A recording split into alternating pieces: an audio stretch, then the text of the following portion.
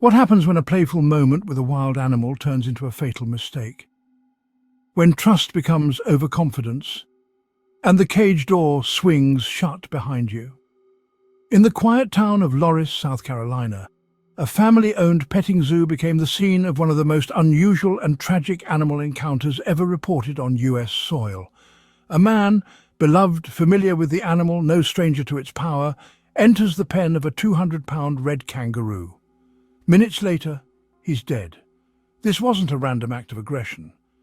This was something darker, something that should make all of us question what we think we know about exotic animals and the invisible line between affection and danger.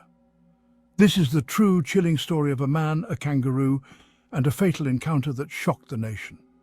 Welcome to Savage Tales, Animal Encounters, the wildest corner of YouTube where nature's fury meets human curiosity. From shocking survival stories to bizarre, untamed events, we dive deep into real-life encounters between people and the animals that walk, stalk, fly, or slither among us. Today's episode isn't just wild, it's heartbreaking. We're uncovering the full story behind the tragic death of Eric Slate, a South Carolina man allegedly killed by a kangaroo at a petting zoo. This isn't fiction, this isn't rumor, this really happened. And you won't believe the details.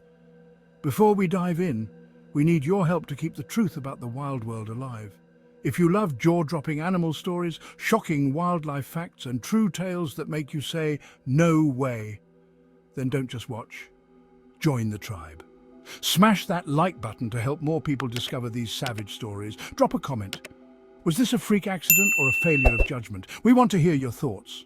Share this video with someone who thinks kangaroos are just cute and cuddly. They need to see this. And most importantly, subscribe to Savage Tales, Animal Encounters, and ring that notification bell so you never miss a tale where the wild takes center stage.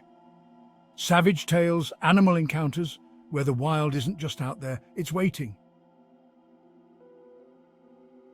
It was a quiet Friday night at Five Star Farm, a family-owned petting zoo nestled on the rural outskirts of Loris, South Carolina. The farm was known for its eclectic collection of exotic animals, camels, wallabies, emus, and among them a large red kangaroo affectionately named Mr. Jack. To visitors, Five Star Farm was a whimsical attraction, a place where children fed carrots to curious animals and families captured Instagram-worthy selfies beside creatures rarely seen outside Australia. But behind the social media snapshots and sunny Facebook posts, this wasn't just a business, it was personal. Eric Slate, 52, wasn't just a staff member. He was the brother of the zoo's owner and a familiar face to both animals and guests. Described by those close to him as warm, energetic, and always up for a laugh, Eric had developed a reputation for doing things his own way. One animal in particular had caught his affection, or perhaps his fascination: Mr. Jack. A towering red kangaroo, nearly 6 feet tall, broad-chested and powerful. At first glance, he looked like something out of a wildlife documentary, but with enough exposure to humans, he had become comfortable with people. Even docile, or so it seemed.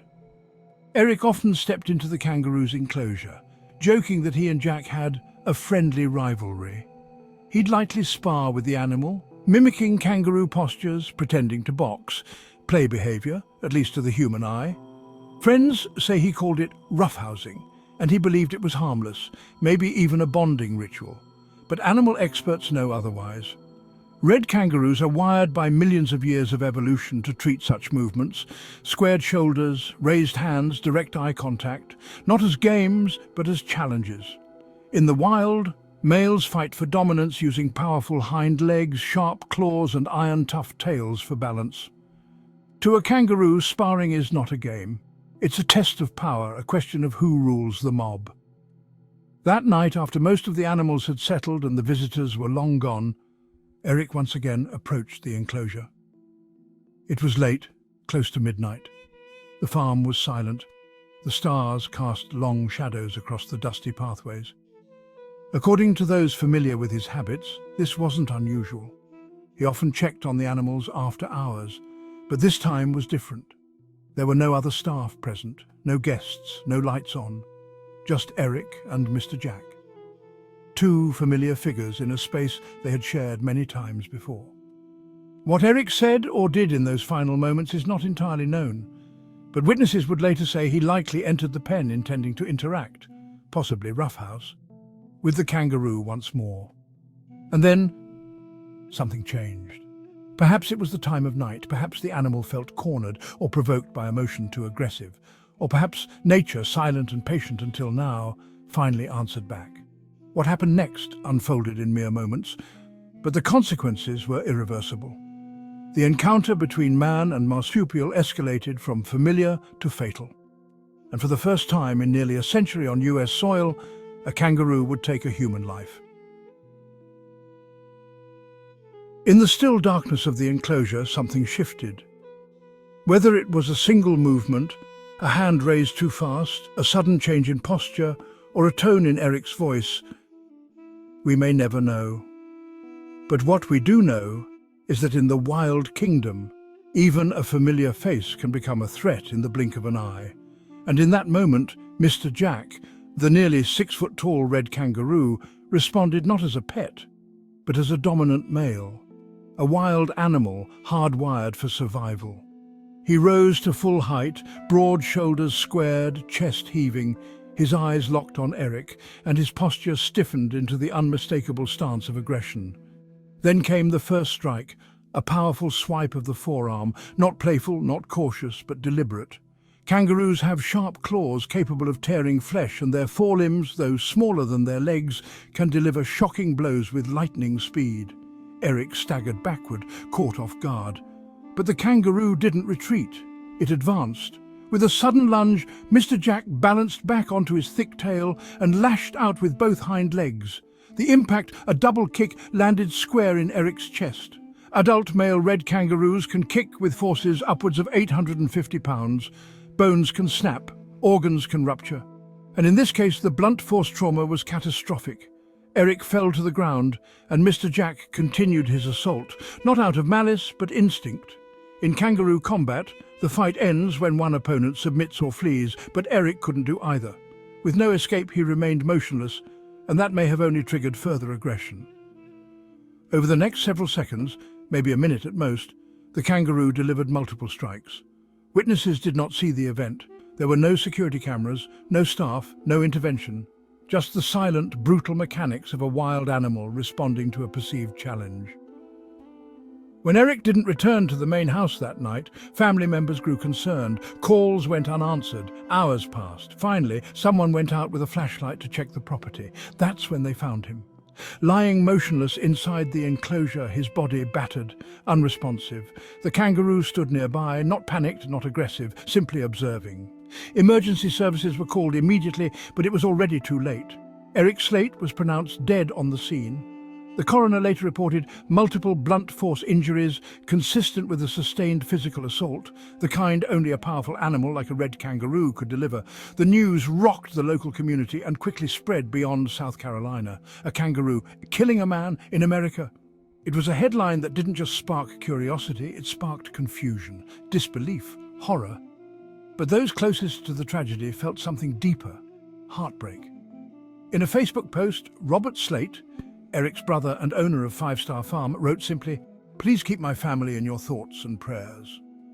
Local officials were quick to clarify that the kangaroo had not escaped its enclosure and had not acted aggressively before. Council member Mark Causey stated plainly, "It just went south. It was not the animal's fault." Mr. Jack, the kangaroo believed to have been involved, was not euthanized. Animal behavior experts were brought in to evaluate his condition and ensure he posed no continuing threat. At the time of this recording, he remains in his enclosure. This incident was only the second recorded kangaroo-caused human fatality in nearly 100 years. The first occurred in Western Australia in 2022, when an elderly man was killed by his pet kangaroo. But here in the United States, a land with some of the loosest exotic animal ownership laws, the death raised new questions, uncomfortable ones, about who should be allowed to keep animals with wild, ancient instincts. Eric Slate loved animals. By all accounts, he respected them. But in the world of wild creatures, respect isn't always enough, because when instincts take over, the rules change. And in this case, affection turned into aggression, and a man lost his life to a creature he thought he knew.